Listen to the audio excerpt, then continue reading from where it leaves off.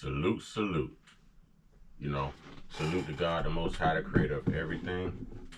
And I gotta leave that there, y'all, because I'm gonna need all the time I can for this video. But I do want to say one time to everybody, all right, hit that like button, hit that subscribe button. Ladies and gentlemen, kings and queens, brothers and sisters, look, there is a lot of speculation going on about the two choices we have as president right now, right? Well, two choices everyone else has as president. You know, I exercise sovereignty.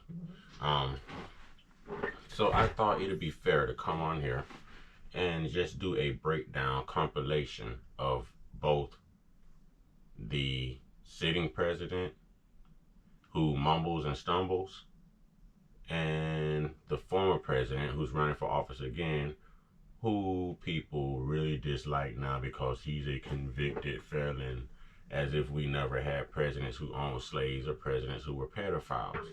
You know, so this isn't the worst that we've seen, just people don't dig far enough in history. So I'm here to help you dig far enough in history. Now, let me say this and I'll get to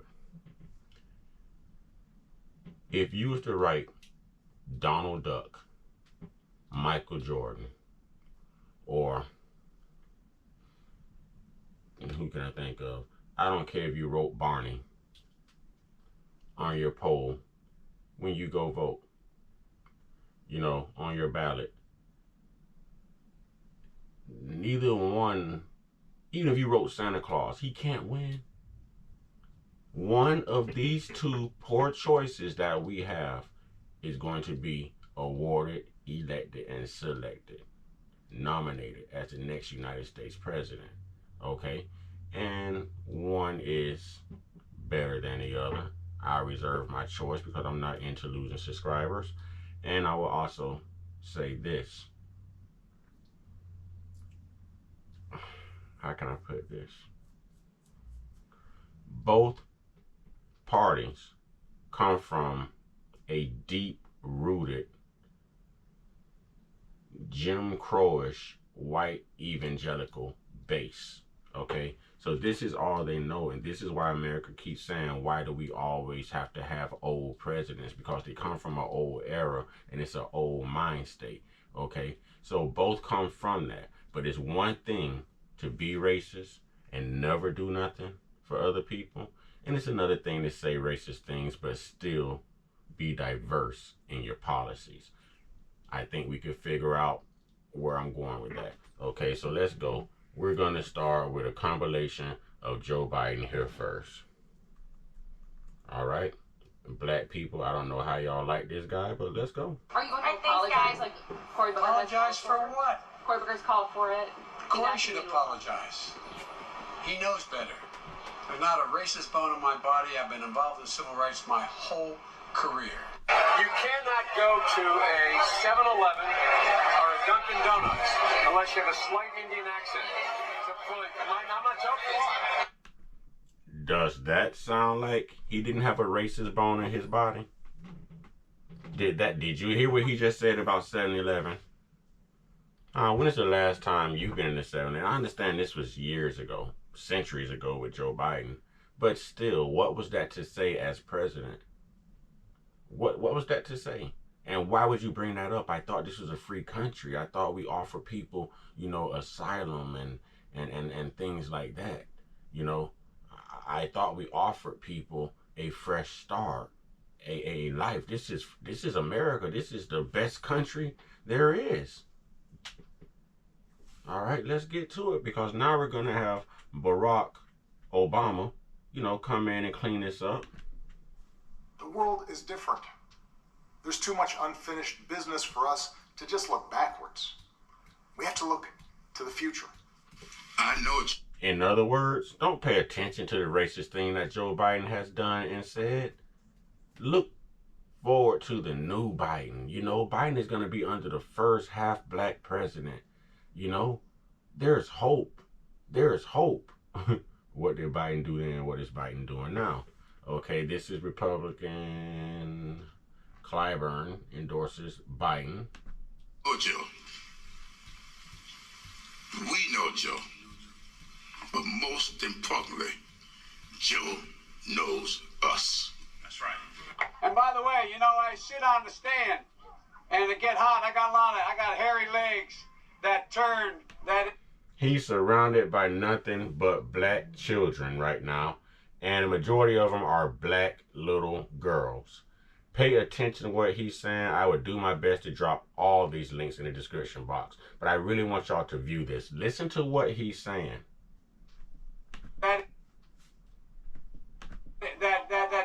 That turn blonde in the sun, and the kids used to come up and reach in the pool and rub my leg down so it was straight, and then watch the hair come back up again.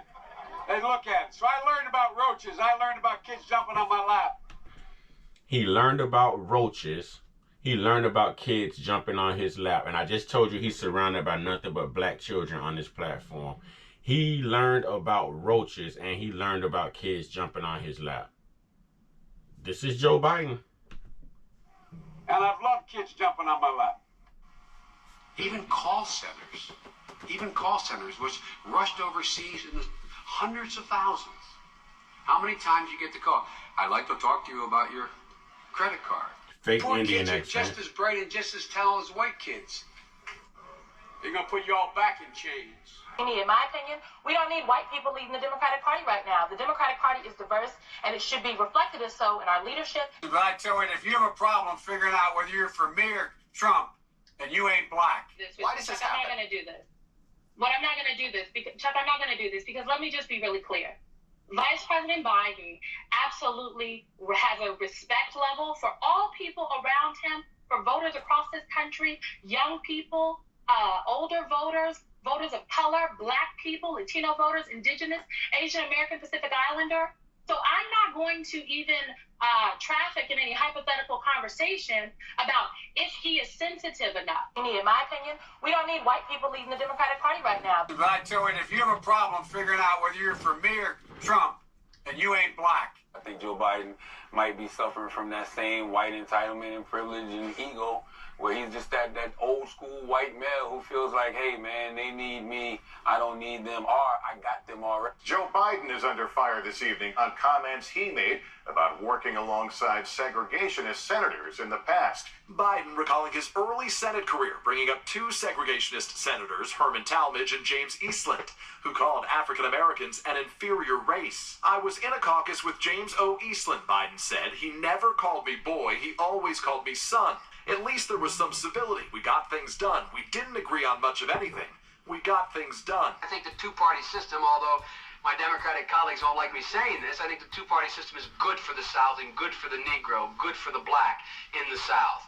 Other than the fact that they still call me boy, I think they've changed their mind. This doesn't give you an indication of the South he's fighting for right now. If he just used the term Negro, and he's saying they're good for the South, and he also just said they still call him boy, then what type of South are we talking about? Ladies and gentlemen, the Jim Crow South. The same South that fought to keep slavery. To keep slavery. He has an evangelical base. They both have an evangelical base. They come from this. They come from this. Let's go. It's that old school white male. The new integration plans being offered are really just a quota system to assure a certain number of blacks, Chicanos, or whatever in each school. That to me is the most racist concept you can come up with. What it says, in order for your child with curly black hair, brown eyes, and dark skin to be able to learn anything, and it went off on me. They're gonna put you all back in chains.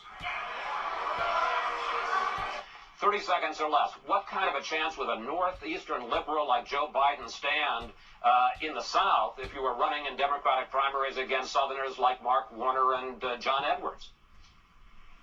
Better than anybody else. You don't know my state. My state was a slave state. My state is a border state. My state is the 8th largest black population in the country. My state is anything from a northeast liberal state. It's that old school white male. Choosing Joe to be my vice president was one of the best decisions I ever made. No, it The wasn't. first sort of mainstream African American who was articulate and bright and wait a minute. He's got to be talking about Barack Obama. But he says, I mean, you got the first mainstream African American who is articulate and bright and clean, a nice looking guy. I mean, that's a storybook, man. Do you know how many nice, mainstream, articulate, and bright, clean, I guess, good, hygienic black man has come before Barack Obama? Or we just referring to presidency here? Is that just presidency? Because I can name lots of these type of men in history. I can name lots of these men. All right, so that alone was eye-opening for me. He's the first one you ever recognized, or he's just the first one you ever gave credit to as the racist that you have been throughout your whole career. Let's go. And let's not forget that Obama was not the first black president. He was the first half-black president, people. Half-black. America is still yet to select, elect, or nominate a full black president, male and or female. But I hear Michelle's on the way. Clean, nice-looking guy. I mean, that's a storybook, man. My son is Attorney General. A year in Iraq. He said, man, I mean, that's a storybook, man.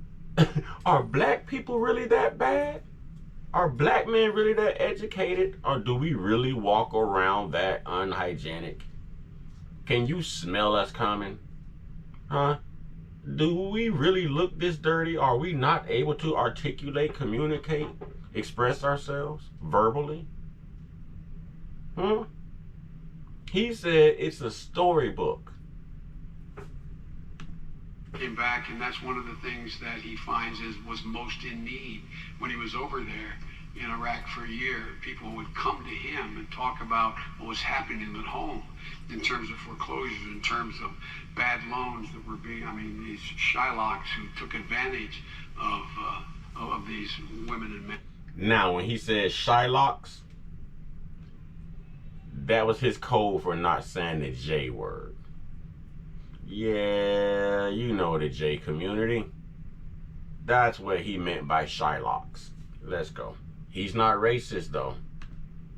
Back from Mumbai to go meet with President Xi in China.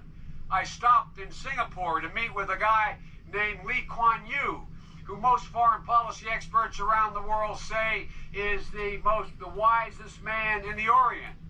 There's not a racist bone in my body. But I tell you, if you have a problem figuring out whether you're for me or Trump, then you ain't black. Yeah, Joe Biden really is that ignorant, and that is who the Democrats want you to stand in line and vote for. LOL. I'm reading that off of the screen. All right, now let's try to squeeze in Donald Trump here. All right. Let's squeeze in Donald Trump. Let's be fair. And like I said, it's one thing for both people to have this type of base, but it's another thing when only one person exercises those racist policies and one person is diverse and actually does something for the black community. Let go. A well-educated black. Puerto Rico.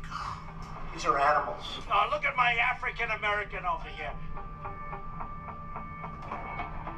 When he talks that way, the way he did on this tape, it confirmed that he is truly a racist. We don't need an N-word tape to know President Trump. Well-educated black has a... So they don't even have a recording of Trump ever uttering the N-word. I just played Joe Biden referring to us as the Negro. The Negro. Excuse me. Colored people, Negro, and the one that ends with the ER or the one that ends with the A. No. No. Point blank period. No. You call people what they want to be called. You call them by their name. There is no way we're going to be African and American. African American. Everything that's melanated here in this country is something hyphen American. Somali American, or Mexican American, or Jamaican American, African American. But no matter where, other cultures of people come from, migrate from, whether it's New England, Rome, Great Britain, Poland, you know, Europe, anywhere, they're just automatically called Americans. Figure this out. Tremendous advantage over a well-educated white. A black may think that they don't really have the advantage. If I was starting off today, I would love to be a well-educated black. They don't look like Indians to me, and they don't look like Indians to Indians. It would be nice. And he was telling the truth. Ladies and gentlemen, look up the $5 Indian Act. See, a lot of people took what Trump said to be racist because Trump was actually telling the truth. Trump fought the deep state. He didn't care who he offended. He didn't care what race it was. If Trump had an agenda, it didn't matter if you was black, white, or whatever. If you went against his agenda, Trump was going against you. I don't think it had anything to do with race. I think it had something to do with his strategy. I think it had something to do with his agenda. Okay, his domestic agenda, his foreign agendas, you know, all the way across the board, he was pretty square. This guy was telling the truth. A lot of people hate this man. Oh, we're about to have a convicted felon for president. But yet, presidents have owned slaves. Thomas Jefferson, your second president of the United States, sexually molested Sally Hemings, who was a slave girl who was said to be 12 to 14 years old. He took her on boat trips. He got her, there's like 6 children in Ohio right now. That's part of the Jefferson and Hemings Foundation. They're all his children. Look up his family, ladies and gentlemen. Look up his family. But yet we're going to just reap havoc on Donald Trump because he's a convicted felon. Do you know how easy it is to be a convicted felon in the United States? Just ask Martha Stewart. Blacks against 9 whites, all highly educated, very smart, strong, beautiful people, right? Pocahontas? Is it offensive? Oh, really? Oh, I'm sorry about that. Pocahontas? I think she's as Native American as I am, okay? When Mexico sends its people, they're not sending their best. They're bringing drugs, they're bringing crime, they're rapists, and some, I assume, are good people. I want surveillance of certain mosques. Negotiating with China. They say, we want deal. I'm asking for the vote of every single African-American citizen in this country. What do you have to lose? You're living in poverty. Your schools are no good. You have no jobs. 58% of your youth is unemployed. What the hell do you have to lose? Tell me he lied. Tell me he lied. Because I'm going to tell you, you're lying. He told the truth. If our youth isn't in jail, if our youth isn't being profiled, killed by police, out doing something stupid to get killed by police, we are going to bad schools. They do have bad roads. They do stay in impoverished neighborhoods. Again, he spoke the truth. No matter how racist or harsh something sounds, ladies and gentlemen, dig to hear the truth. Open your ears, open your mind, open your understanding. Have a backbone, stand for something or fall for anything. He spoke the truth. He spoke the truth. Look at my African American over here. Look at him. We are from India. All of my friends in Little Havana. We are also praying for the people of Puerto Rico. We love Puerto Rico. And we also love Puerto Rico. Trump derives protections for immigrants from You're not nervous. S-word Speaks countries. perfect English. No, I'm not a racist. I am the least racist person that I can tell you.